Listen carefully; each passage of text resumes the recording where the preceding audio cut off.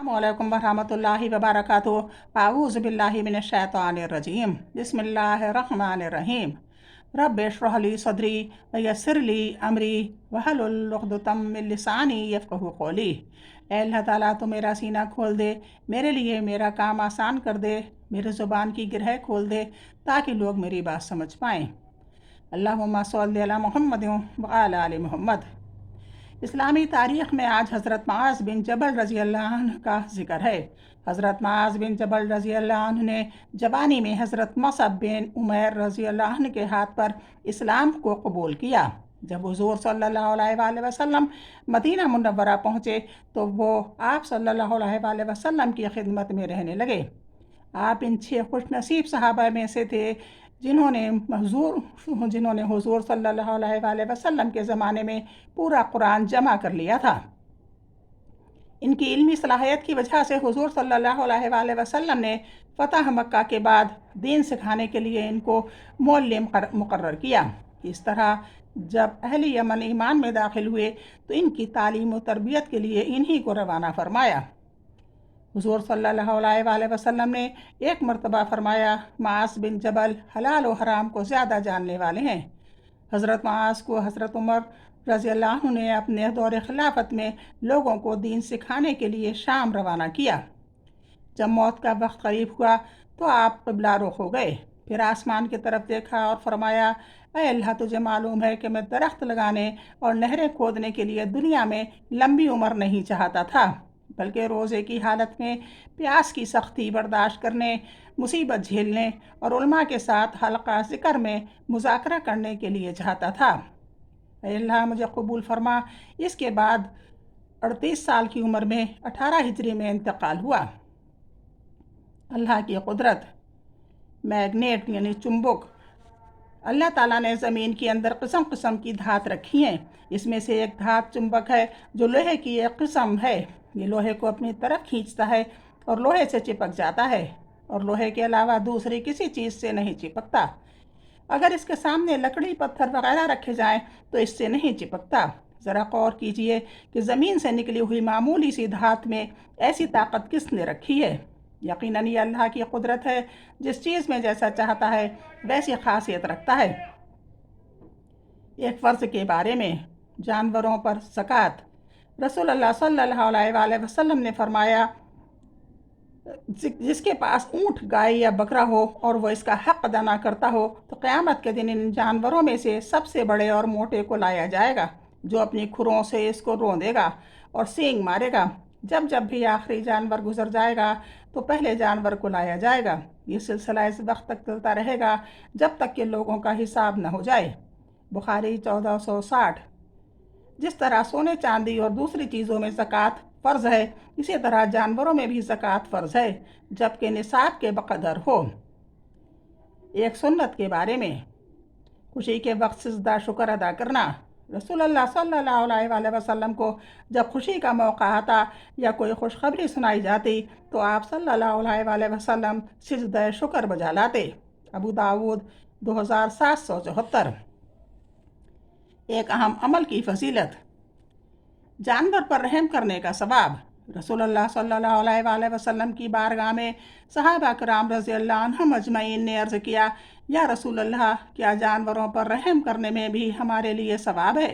आप सल्लल्लाहु अलैहि वसल्लम ने फरमाया, हर जानदार जिगर रखने वाले हैवान पर रहम करने में सवाब है।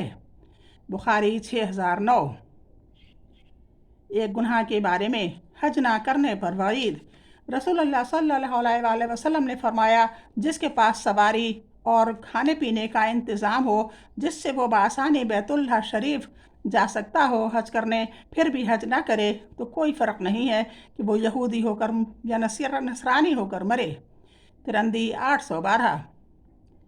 दुनिया के बारे में, दुनिया की ज़ेब व ज़ीनत। रसूलुल्लाह सल्लल्लाहु अलैहि वसल्लम ने फरमाया, मुझे तुम लोगों के बारे में जिस चीज़ का सबसे ज़्यादा डर है वो दुनिया का बनाव सिंगार है, जो तुम पर खोल दिया जाएगा। बुखारी 1465। आखिरत के बारे में, नेक बंदों की नेमतों का बयान। कुरान में अल्लाह ताला फरमाता है, परहेज़गार लोग बागों और ऐश व राहत में होंगे।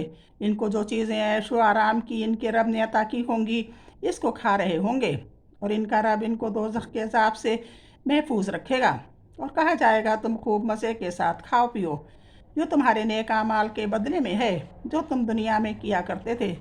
اور وہ لوگ برابر بچھے ہوئے تختوں پر تکیے لگائے ہوں گے اور ہم عمر بڑی بڑی آنکھوں والی حوروں سے ان کا نکاح کر دیں گے۔ سورہ طور 17 سے 20 تک۔ طب نبی سے علاج، لوکی سے دماغ کی کمزوری کا علاج۔ رسول اللہ صلی اللہ علیہ وآلہ وسلم نے فرمایا تم لوکی کھایا کرو کیونکہ یہ عقل کو بڑھاتی ہے اور دماغ کو طاقت دیتی ہے۔ قرآن کی نصیحت، قرآن میں اللہ تعالیٰ فرماتا ہے جب تم کو کوئی سلام کرے تو اس سے بہتر انداز میں یا ویسے ہی الفاظ میں سلام کا جواب لوٹا دیا کرو، بلا شبہ اللہ تعالیٰ ہر چیز کا حساب لینے والا ہے۔ سورہ نساء 86۔ اسلامی تاریخ میں اتنا ہی۔ اب کچھ عذاب کے بارے میں ہو جائے۔ عورتوں کے ناجائز اشیاء سے زینت حاصل کرنے کا انجام۔ رسول اللہ صلی اللہ علیہ وآلہ وسلم جب معراج پر گئے تو انہوں نے بہت سے لوگوں کا مشاہدہ کیا، جن میں آپ نے فرمایا پھر میں نے ایک گڑھے کا مشاہدہ کیا جس سے احوفشاں کی آوازیں آ رہی تھیں۔ میں نے پوچھا یہ کیا ہے تو مجھے بتایا گیا کہ یہ وہ مستورات ہیں یا وہ عورتیں ہیں جو ناجائز اشیاء سے زینت حاصل کرتی تھیں۔ روزہ وقت سے پہلے افطار کرنے کا انجام۔ پھر میں نے کچھ مرد و عورت ایسے دیکھے جن کی سرینیں لٹکی ہوئی تھیں اور سر جھکے ہوئے تھے اور تھوڑا سا پانی چاٹ رہے تھے۔ پوچھا کیا ہے تو پتہ چلا کہ یہ وہ لوگ ہیں جو روزہ وقت سے پہلے افطار کرتے تھے۔ اچھے کپڑے پہن کر ناجائز کام کرنے کا انجام۔ ابو موسیٰ اشعری سے روایت ہے کہ رسول اللہ صلی اللہ علیہ وآلہ وسلم نے فرمایا کہ میں نے خواب میں چند مردوں کو دیکھا کہ ملائکہ ان کے گوشت کو آگ کی قینچی سے کاٹ رہے ہیں۔ میں نے پوچھا یہ کون لوگ ہیں؟ بتایا کہ یہ وہ لوگ ہیں جو اچھے اچھے کپڑے پہن کر ناجائز کام میں جاتے تھے، اور میں نے دیکھا کہ ایک کنواں سخت بدبودار بنا ہے، گندگی والا ہے، اس میں سے شب روز فریاد کی آوازیں آتی ہیں۔ میں نے پوچھا یہ کون لوگ ہیں؟ کہا کہ یہ وہ عورتیں ہیں جو ناجائز کام کے واسطے اچھے اچھے کپڑے پہنتی تھیں۔ اصحاب رسول صلی اللہ علیہ وآلہ وسلم کو برا کہنے والے کا انجام۔ ابو الاسحاق سے روایت ہے کہ انہیں ایک میت کو غسل دینے کے لیے بلایا گیا۔